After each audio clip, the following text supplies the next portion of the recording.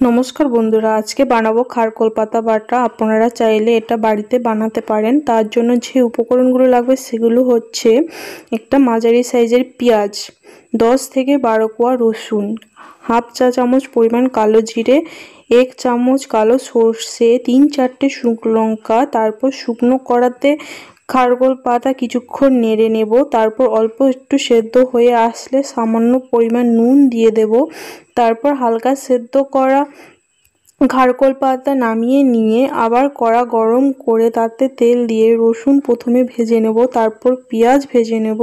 ভেজে রাখা রসুন ও পেঁয়াজ, সর্ষে, কালো জিরে, শুকনো লঙ্কার সাথে সেদ্ধ করা খারকোল পাতা মিক্সিতে পেস্ট করে নিয়েছি।